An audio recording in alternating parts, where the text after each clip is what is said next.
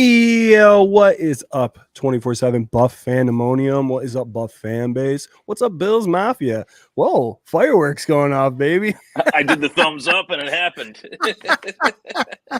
Wow, dude, we're getting special effects. It's a real production here on Sunday Sessions, your official pregame show for the Buff fan base and Bills Mafia. My name's Swank. I'm the host of this here show, along with the K-Gun Report on Tuesdays at 8 p.m. Right next to me is Ryan Thomas of the Thomas Takes Sports podcast, the smoothest voice in Bills live stream and podcasting universes. RT, what's up, buddy? Whether it's the metaverse or the multiverse, whatever they call it these days. Marvel, whatever. Whatever. Just multiverse it up. I'd like to think the multiverse version of me is doing the exact same thing. So, yeah, dude. We'll see when we meet. I think so. Eventually. Some would say it's versatile. Versatile. How you doing, RT? Good day today or what? Good day today. It's a sunny day. Like to wish my dad a happy birthday. He's tuning in. He's watching. Oh, yeah. Happy birthday, Dad. 59 years young. It's not the amount of miles on the car. It's the amount of miles that the car has left. So we're gonna hit the links. I think either after the game today or sometime this week. So nice. You might not have too much sunlight after the game today, buddy. Yeah. I wanted to go this morning. It was 35 degrees. I'm like, dude. It's a little too chippy to chip. I guess. Yeah. You know? The frost took its time getting off the grass this morning. That's what I saw too. It's like there's frost on the ground. I can't do it. I don't know if you're like me there, RT. If you're golfing when there's leaves and frost on the ground, it's impossible to find the ball in that rough. Yeah, the ball's a magnet to the rough in that case, as it usually is. Well, my friend right down south here with the amazing golfing skills is none other than, I like that, my brother, co-host of the K-Gun Report, Scooter Magooter. Scott, what do you got on this frosty Sunday? What's up, Swank? What's up, RT? Finally got some heat going on in this man cave. Just turned it on. So it's official. We're looking towards cold weather from here on out, I'm guessing, in Buffalo. I'm excited. Let's do it. Bring Miami to a little bit of a chill. I like it. They love it when it's cold out, right? That's what Mikey Mix always says, right? Guys, if you're new to the show, we are part of the Buff Fan Base Network. Super proud to be. Also sponsored by 26 Shirts. Go to 26shirts.com. Give them all your money.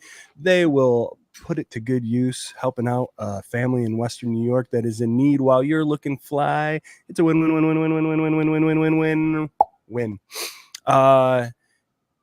So on Sunday Sessions, we like to talk about our last-minute takes of the game that's coming up against the Miami Dolphins, score predictions, X factors, and, of course, any questions, comments, anything you guys got concerns with, we'll address them right here. Getting it started real quick before we get into the game. Jonnu Smith. What's up with this character, right? Like a little it happened a while ago, but now it's getting brought up, a little locker room material. And we had an unlikely character come to our aid here. Jonnu, if you don't know about this, talked a bunch of junk about Buffalo, how the city's trash, how the wings aren't good, and all that stuff. And that's been kind of making its rounds this week. Did you guys see who came to our aid today? I did not. No, fill us in, brother. Chris Jones. Oh, really? Of the Kansas City Chiefs. Chris Jones. Whoa, I didn't expect that one. That he, no lie, Bar Bill is the shit, is what he said. Another words have never been spoken. I know.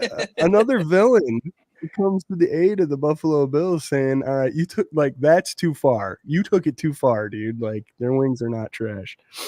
Pretty funny. But I just wanted to get that out there. I thought it was a good time. Got the Miami Dolphins come in. The struggling Miami Dolphins. They do have Tua Tagovailoa back. There's been pictures too of Jalen Waddle. He's usually a smiley, happy-go-lucky guy. He's been miserable here these last couple weeks. It's an interesting setup. The Dolphins really want to win. The defensive coordinator has been talking junk about Josh Allen hanging the ball out like a loaf of bread. I don't even know what to make of these fools, what they're trying to do. I think they're the bottom of the league or bottom of the division right now. RT, what do you think, man? Let's start on the offensive side of the ball. What do we have to do offensively against this Dolphins defense to get the job done today? Well, interestingly enough, right as we were going live, I did see, a breaking news on the inactives. I did see Amari Cooper is inactive for this one. So that, not to, get ahead of ourselves there, but I wanted No, man, to, you're right on schedule. Let's go back to that. Yeah, I wanted to throw that out there just because he was going to be a big part of what my takeaway was for the offense. I thought, him being out there has obviously opened some things up for not just himself, his first game with the Bills, but last week I think Keon Coleman has started to evolve a little bit because he's not looked at as that wide receiver 1. He's a really solid wide receiver 2, I think, who's only going to get better. And kind of goes to my take with Cooper and Coleman. I was thinking after watching last week's game, Keon Coleman, the type of player that he is, what players have come into this league that have been similar? And all of these guys have been consistent contributors, consistent, I guess I should say 5 to 10 year wideouts in this league. So this is only the beginning, I think, of what we're going to continue to see from Keon Coleman, the likes of which kind of remind me of like a Mike Evans, a Julio Jones, an AJ Green, similar body style, similar physicality. And sometimes the guys that are so fast burn out, which I think is what we've seen from guys like Tyreek Hill and Jalen Waddle over the last few weeks, with or without Tua. That burnout is essentially coming at some point. Whereas with Keon, I think the beginning of his career, obviously he's a rookie, but I think the skill translates to him being in this league for a really long time. And I hope we see that continued trust from Josh Allen to his rookie wideout. I love it, man. I love it. That's my bad. Guys, I've been fighting an upper respiratory cold thing, so I'm on some loopy medication. I can't have caffeine. I can't have alcohol, none of that. So I can hear it. Drinking some Canada Dry ginger ale, at least. But usually on Sunday sessions, the very first thing we do is go over the inactive list. Great take, RT. Thanks for reminding me here. Yes, surprisingly, Amari Cooper inactive today. Mike Edwards, safety, also inactive. That's a normal suspect looking for a trade. Yep. Nick Morrow, linebacker, he's inactive. Reggie Gillen, which is a newer name on this list, he's inactive. Ooh, this is a big one on the defensive side of the ball as well. Christian Benford is inactive today. Whoa. Which is not good. Not a good time. We'll be talking about that a little bit, but probably an increased role for Mr. Kyer Elam, I'm going to guess today. Will Clapp, who's a usual suspect, and Zion Luge, or Loogie, defensive end. He is out today, inactive. Yeah, man, RT, you posted that thing about, what's the hot takes, what's the score predictions, all that stuff earlier today on X, and I was like, I'm not going to give it away on here, but we're going to be raining touchdowns down from the heavens, brother, And to me, Amari Cooper was a big part of that. I never thought in a million years he was going to be inactive today. I knew he had that wrist problem, but I thought he'd fight through it. So that's kind of a big shocker. Scooter Magoo, man, what do you think now with this new information? What's the Bills offense got to do to get it done today? Well, first and foremost, that defensive coordinator should worry about Tua's interceptions through 3 against Buffalo. Bills had no turnovers in the game that they played against each other. So let's reverse the script there a little bit. And he should worry about his own team's turnovers, not ours. Offensively, it's a tough matchup. We didn't have a lot of yards the last time we played him. I think 240 to 350 to the Miami side, but we still beat him 31-10. So defense played a big role. But I just see Cook. He scored 2 touchdowns last time they played him. I think you keep him involved. You keep the foot on the gas. And obviously without Amari Cooper, that's huge. But what do you have? Like a shoulder injury, I think, coming in.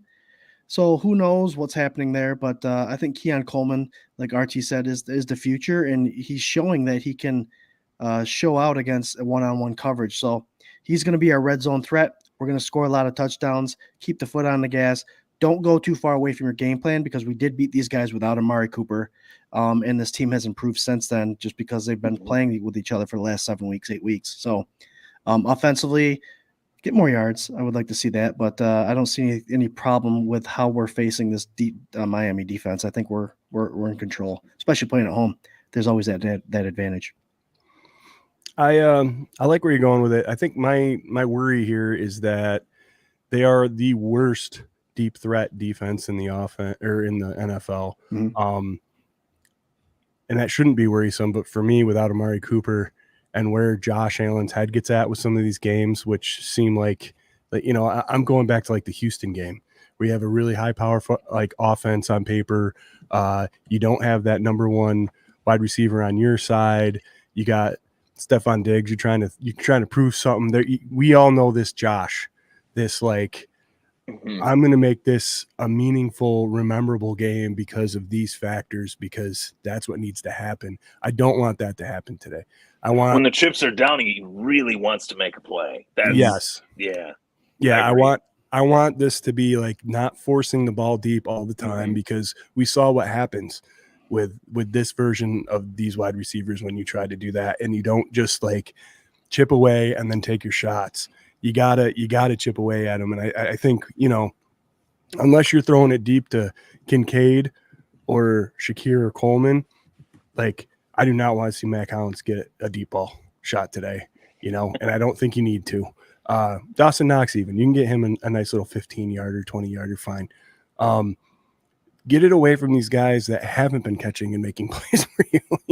Like this run game's been going good. You got guys that can run it. They can catch it out of the backfield. They can make people miss. Let's keep the creativity. Let's keep the momentum going, and not just, throw bombs to throw bombs because you can, and on paper you're supposed to be able to against this defense. Yep. So for me, I think Josh Allen, man, just be who you've been these last couple weeks. Like go stay who you are, as opposed to getting off track there those couple games where it was like hero Josh has to come up and save the day. That doesn't have to happen. This is a good team. Amari Cooper is great, but remember, 4-2 before Amari came. Mm-hmm. So here we are, 6-2. Let's make it 7-2. I think it'll be a pretty easy day to do that if they just stick to the script. Not for nothing, Swank, a guy that they're bringing up in Jalen Virgil. Obviously, they've got some new players active for the Bills defense, but for offense, Jalen Virgil was in for quite a handful of plays last week, running motion, doing a lot of that speed looking reverses, the what do they call that quick reverse? RT, help me out here, and Swank. The jet sweep. The jet sweep. He looked like he was warming up for that, and Virgil had a lot of snaps. He runs a 4.4 flat, potentially a sub 4.4 40. So maybe that is in the cards this week to have a little bit more of that motion / a lot of movement at the line of scrimmage kind of situation. But keep an eye on him. I think he's going to be someone they're going to introduce into this game plan. I like that, man. I mean, I think that's missing a little bit from their game. They don't do that a lot. And I always said it with Isaiah McKenzie when he ran that back in the the old offense, the Dable and the short-lived intermedium there before we got the beautiful Joe Brady. It was a nice change of pace thing. It was something that was hard to defend. We have, as self-described by Deion Dawkins himself, the best offensive line in the NFL. Yep. And why not? Halfway through the season, let's go. Yeah, nobody's seen it yet. I think you can tear some stuff up, throw a little bit out there. Both of you with Reggie Gilliam out, is Gore Jr. going to make an appearance? I don't know. He hasn't been pulled up though, right? Wasn't he on the practice squad?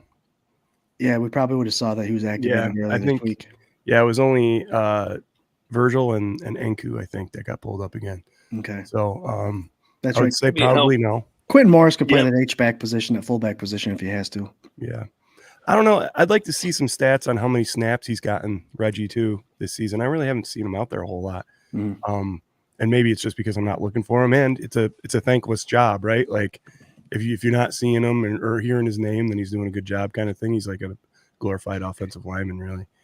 But yeah, interesting. It's 11:46. We got 316 of you tuning in. Thanks so much. Let's switch over to the defensive side of the ball. We get Von Miller back today. Big news with Christian Benford being out, man. But Bernard is good to go, so that's cool. Scott, let's talk with you here first. What's this defense of the Buffalo Bills got to do against this Tua Tagovailoa-led Miami offense? I mean, I don't mean to be a homer here, but with Von Miller's suspension and how he's getting paid this year with incentive pay, look for him to have a fire under his ass. Whether he produces or not, I hope he does, but I'm not going to jump on the bandwagon here and say 3-4 sacks, but he will be playing high wired because this is how he's going to get paid this year, and he's missed 4 games. We saw Kaiir Elam 2 years ago play against the same wide receiver crew in Miami when we were depleted, and he did very well. As long as those 2 safeties back there keep their zone responsibility, Kaiir Elam does not do a bad job against these speedster wide receivers. So I'm not too worried, but there's always that potential. These guys are all pros, and they do what they do, especially if you're pressing them. They get away from you quick, and Tua does his 45-yard deep pass loft so these guys can get underneath it. But speed is how Miami thrives. So they also have a running back that we have to worry about.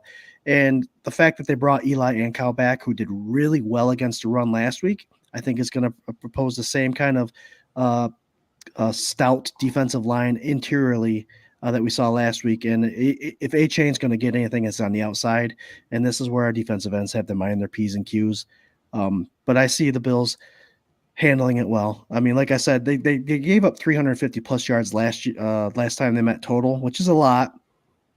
But these guys have been playing well with each other over the last 7-8 weeks. So I think you take the tendencies, you take what you saw last time you played them, and they're not very hard, I don't believe, to a game plan against, as long as you have the people that can understand their role. Yeah, I mean, they've done a great job playing against them.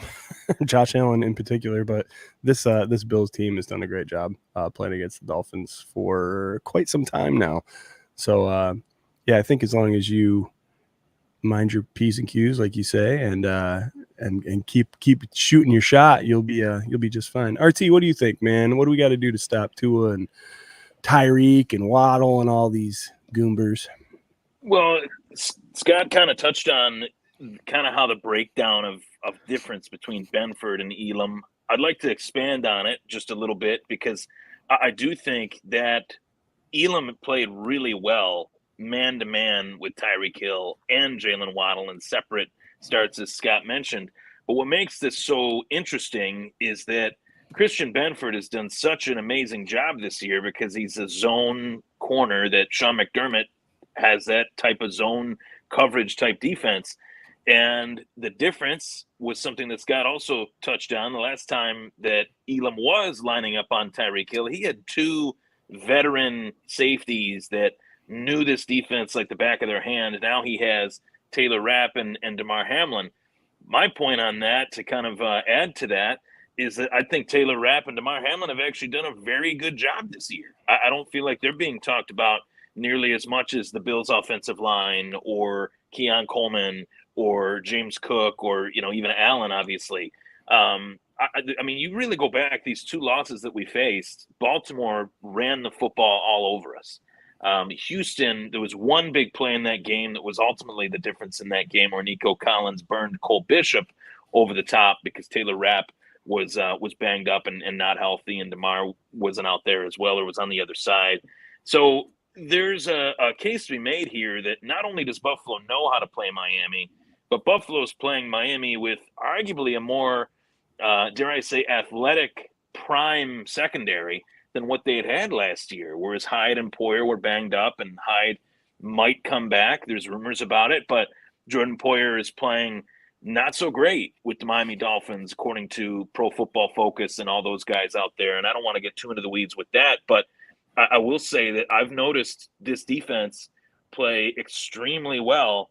And to me, that's a huge feather in the cap of why they're 6-2 atop this AFC East, playing at home against a rival that is looking to find a little bit of their identity.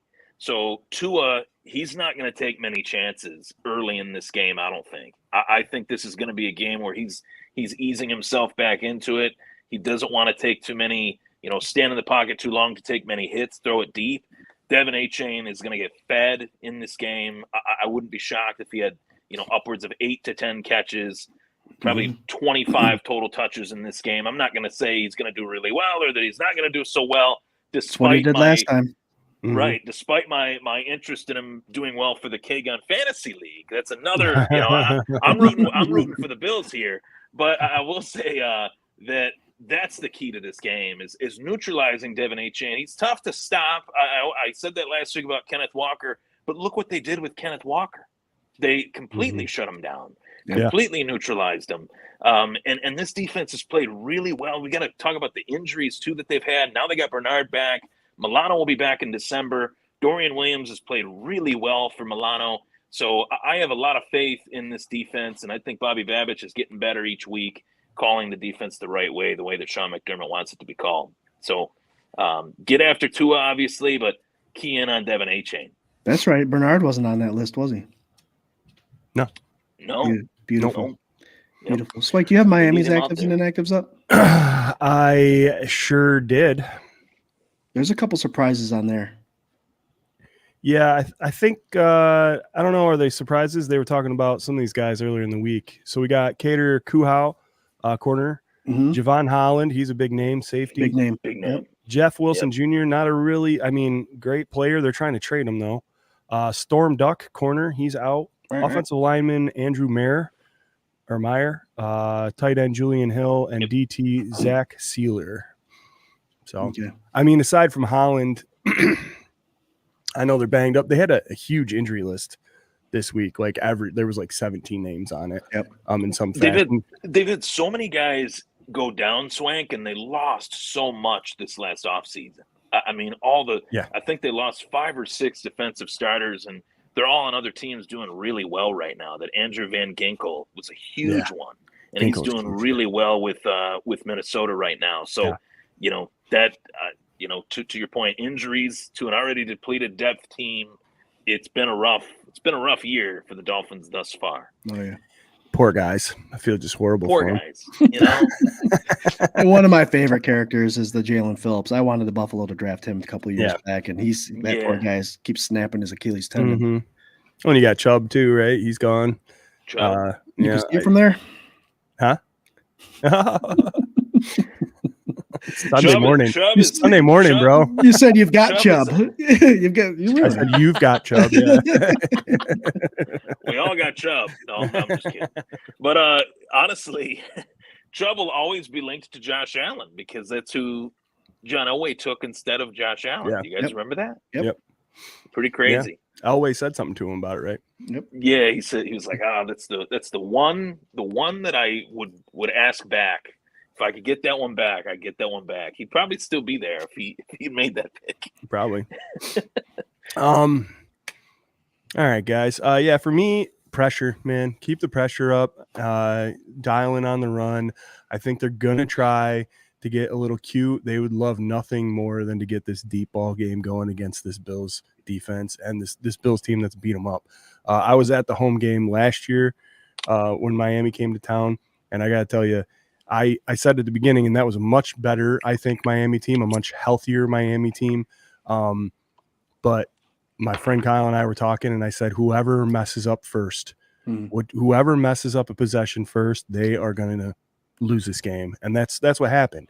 And really, the momentum shift after the second quarter was crazy. And the Bills came out, and it was foot on the gas, something to prove. Let's go. They wanted it. I think you need that same kind of mindset today, and not to let off at all, but still play your game. And I want to see Tua get pressured, man.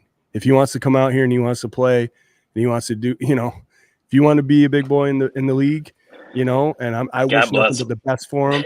But I'll tell you what, man, I like this guy off the field a lot better.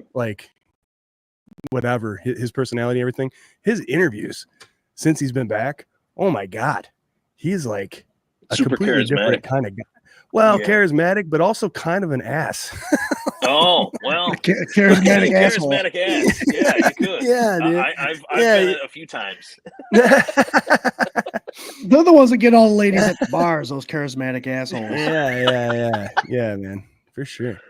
I'm with you, Swank. I love Tua. I think he's an upstanding gentleman. He says all the right things. But then you flip the switch here, and you got to kind of hold the NFL accountable with the amount of safety things and adjustments they've made over the last 5-10 years. You think this would be an automatic? You've always heard that rule: 4 concussions in a certain amount of period, you're no longer allowed to play. Why is he able to play? Why? If anything happens, and God forbid it does, you're going to see a lot of pissed off, not only Miami fans, but fans from all over the NFL, trying to hold the NFL accountable for what they just done to Tua Tagovailoa. Yeah, I mean, the other part of it is he's his own person. It's his right. It's his choice. So, you know, some of it, yeah, like it's on the employer because, you know, you're allowing him to make this choice. But if I tried to go back into a job when I was, you know, and it's up to them to let me come back, right? Like that's what this is all about. So if you don't think that I have the right judgment, or people like Mark Maddox, who's been on the show, big friend of the show, we love Mark to death. He said sometimes you got to save people and players from themselves. Like sometimes coaches have to save players from themselves. So, you know, it's a big debate, man. Yeah, and yeah, I see both sides of it because for him, like it's all he's been doing since he was 8 years old. You know, he's where he wants to be, and now he's got the injury bug, and it's a bad one. And the worst one you could have. Yeah, dude, it is. I don't know what's going to happen. You get cracked hard one more time. You know what I mean? Like, and he said he'll do it. That was one of the things he said was like, I'll play this to the death of me. Or something. And it's, you know, you might be closer to what you're saying than you think you are. Like it's I think he's a middle-aged man. Let's just say that at his age right now. I hold the opinion that, you know, not only does every single player know that the game is violent and that the game creates injuries and that you can, you know, really, really get hurt. We've seen players be paralyzed. We saw a player die on the field, a couple years ago, one of our own, Damar Hamlin.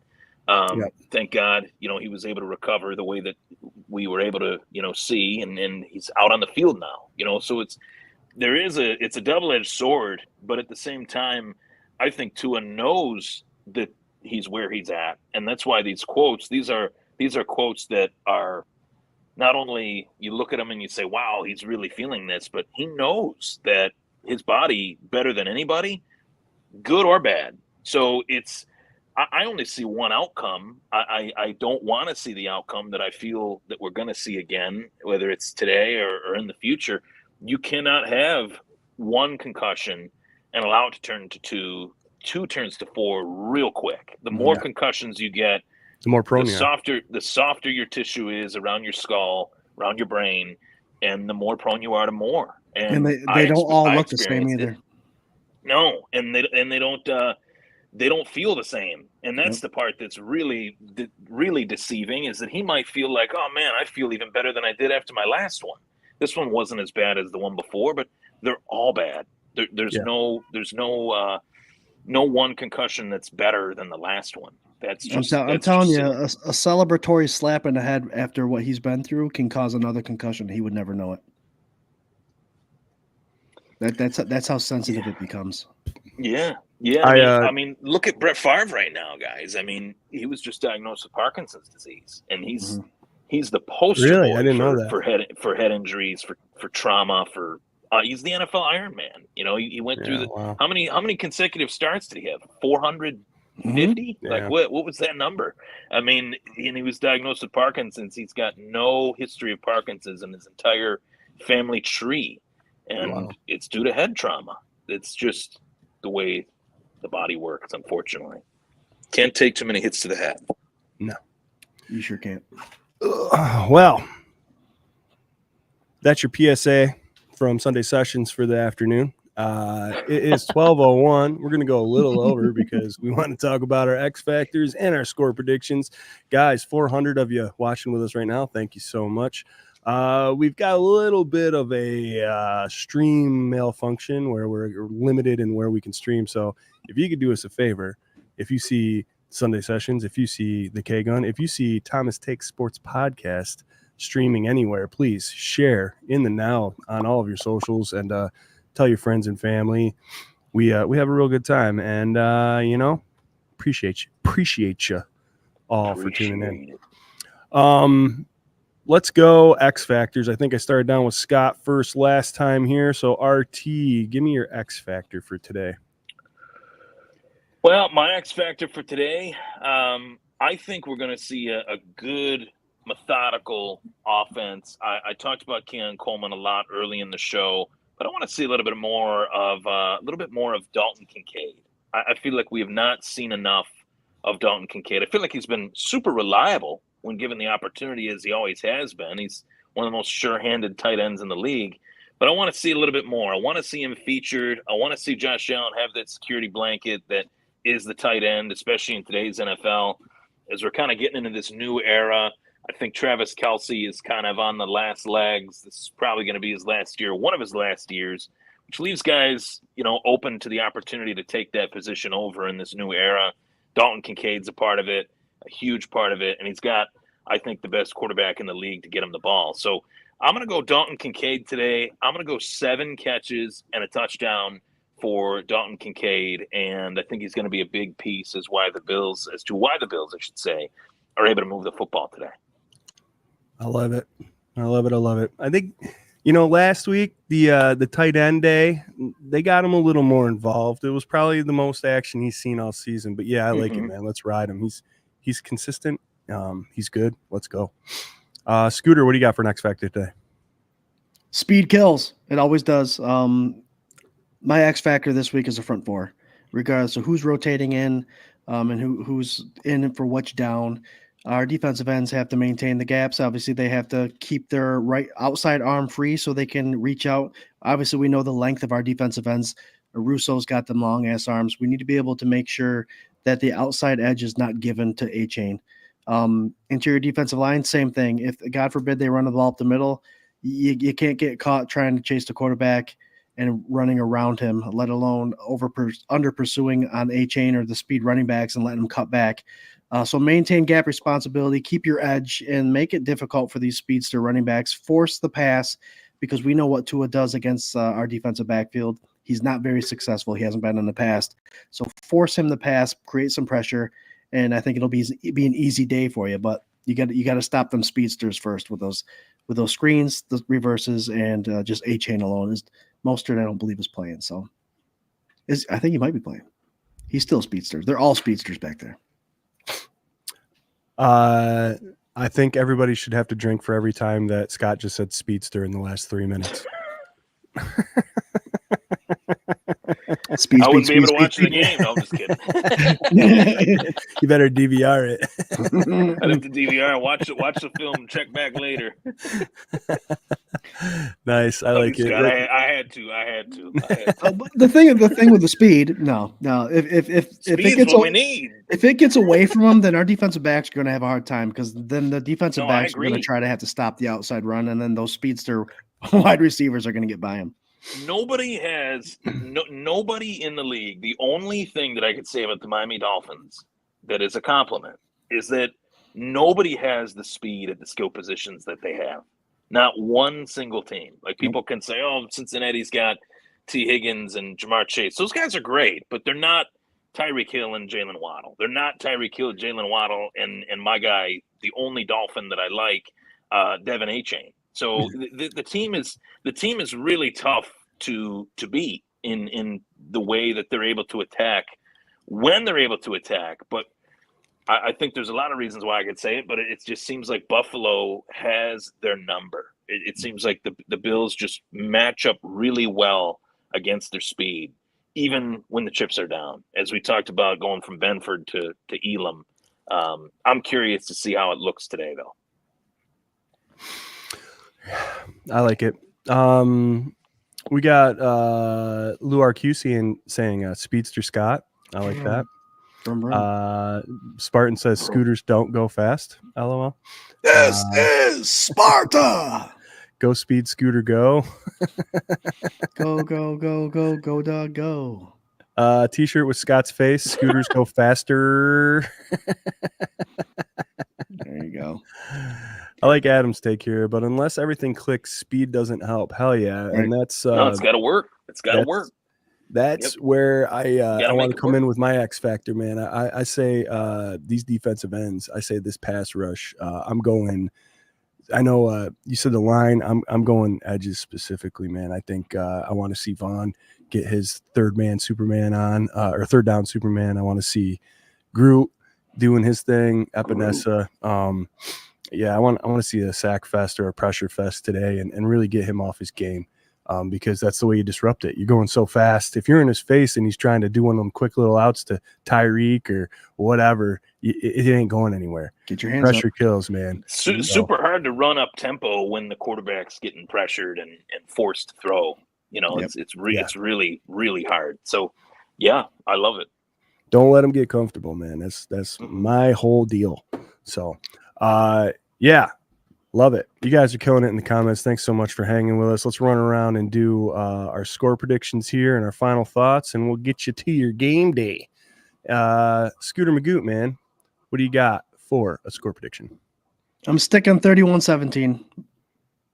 I think we jump on them early, and a lot of those points come in the third and fourth quarter for Miami. But Joe Brady, hit the ground running. Call your game plan. Take what the defense is giving you. Let's give the defense something they can't take and make them adjust. Do your game plan, Joe Brady. I like it. What do you got, RT, for a score? I think there's a few factors in this one that can make this game very ugly for the Miami Dolphins, and they're not necessarily among the factors that we've talked about. I think the fact that this game is at home, it seems like this schedule that was made by the powers that be in the NFL was highway robbery from September to October for the Bills Mafia. I mean, there was a point in the season where it was almost a month since we had actually been able to watch the Bills, in our home stadium. So you ask me to get juiced up for a Bills home game. Okay, Bills, Dolphins, Orchard Park, New York.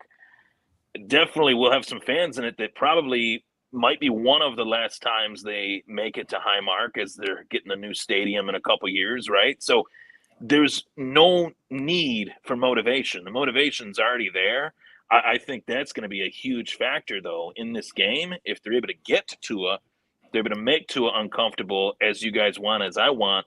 I think this game could run away from Miami even worse than the way it did with the 300s empty in Miami as they were when the Bills played Miami earlier in this season. So I think that this is going to be a blowout if what happens, what I think can happen once again.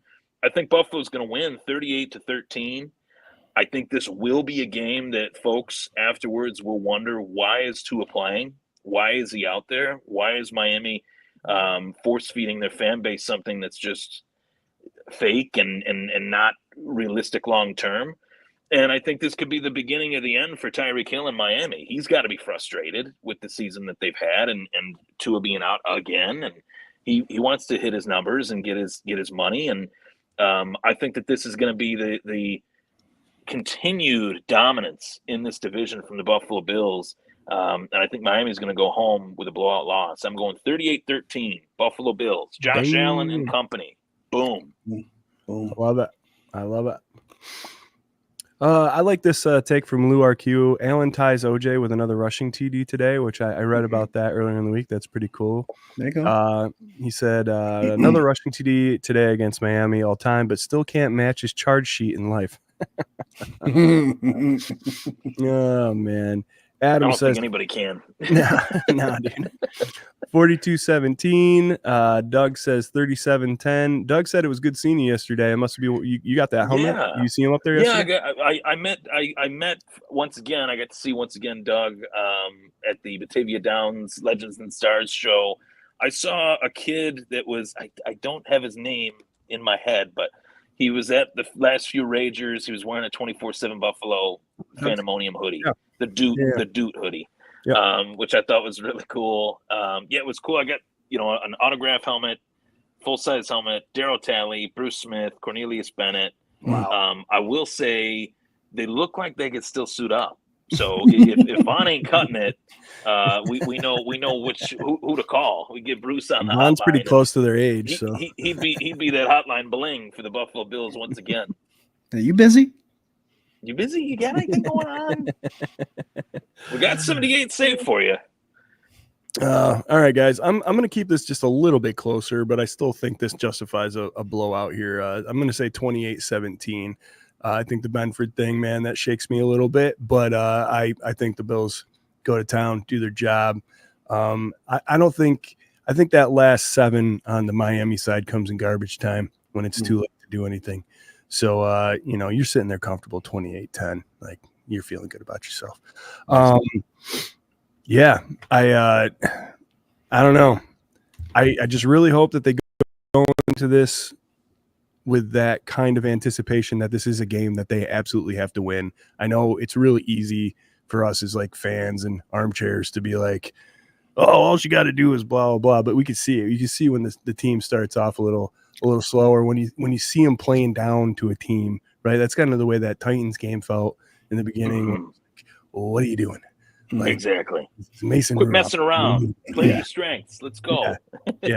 And they clicked it on, and they haven't stopped since that second half of that game. So, sure.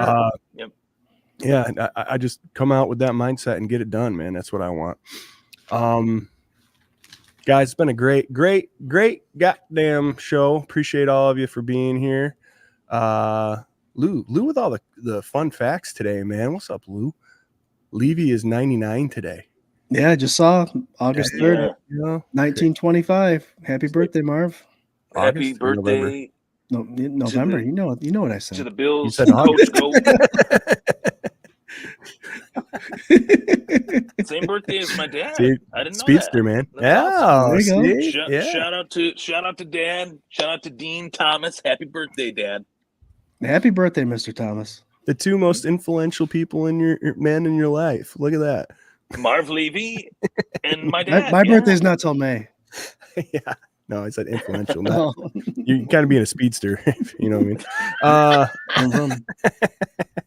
All right, guys, let's hit a final thought. Thank you guys so much for being with us here today. RT, hit them with it, and tell them where they can find you and follow you and watch you and listen and all that good stuff. Yeah, Wednesdays at 8, Buffalo Fanbase Podcast Network. You can tune in on all my social media platforms as well, at Ryan Thomas Take on X, Instagram, as well as the Thomas Take Sports Podcast on YouTube. Been posting a lot of additional content outside of just my episodes, YouTube shorts, breaking down just stuff around the league, as well as the Buffalo Bills, a little bit of MMA, a little bit of boxing stuff, as well as fantasy sports. So, God willing, I'm coming off of a loss. I'm 4-4 in the K-Gun League. God willing, I get to 5-4, and just let's keep the train rolling here. Let's get some wins. It all depends on Josh Allen, though. So it's good to have Josh Allen on my team, even though I'm 4-4. Real quick, fantasy guys, just in case you didn't realize, if you make a transition during the week and you replace your starter with a player, they automatically put that player in for your starting position. Huh? Whoa. I put in a tight end to sub for someone, and he started this week. I didn't want him to start. He got me like 0.83 points. Like, son of a bitch. Was it on Sleeper? No, I put Conklin in. I got rid of my other tight end just to have him as a backup, and they put him as a starter for my roster without me checking. Good. So, Wait, so did you have it? Was your tight end spot empty? No, they put Conklin. I traded Conklin. I can't remember who it was for, and Likely is my other tight end. What app was that on? It was ours, the ESPN app. Wow. ESPN app. That's weak. Yep. Yeah, I just I had to pull out Brian Robinson because he just got he's out. Placed him with Tyrone Tracy. We'll see what happens here, but it's not a bad pickup. Yeah, I'm playing Josh. I'm 3-5, man. Dude, I was 2-0, and I can't get above 500 ever since. I know. It's like, what the heck's going on here? I got to get a win streak together. Same, dude. I got I don't know. My team's pretty good. Scott, what's your record, Scott? 2-6, 3-5, something like that. Good thing is, there's a lot of time. You're laughing at my 3-5. No, I wasn't laughing. I'm being an empath. I feel bad. Empath, yeah, that laughter. It's a nervous laughter. It's like, don't talk about my record. My final thought. Yeah, what's your final thought? SpaghettiOs. There you go, buddy. Go on there. Corey Blaine, he's going to put out a video on Facebook. Obviously, we're having the technical stuff working for us. But SpaghettiO meatballs, it's the football ones. Cheers, everyone. Go Bills. Let's go 7-2. Hell yeah. 7-2. Yum. Eat some more for Corey, because I don't think he could do a video because he was sick this week. Also, I do want to say, I know there's no evidence here, but last night for dinner, I did eat regular SpaghettiOs. All right, warm, like a human should eat them. Yeah, right. I'll eat them. I'm just not eating them cold. That's a little. That's too much to ask, and I don't think my roommate / girlfriend would approve of that. You know. Yeah. Casey said, "Can we take a moment for the November beards of the keg hunt?" Appreciate it. Mine is not as rotund as these guys. It's coming in though. It's coming in strong. It was. I just had to trim it down for Grovember. I almost buzzed mine down a little bit this morning. It's like now with the long hair too. You know, it's you're somewhere between like rugged and homeless, and you really gotta. There's got to be a balance between. Grizzly Adams did have a beard.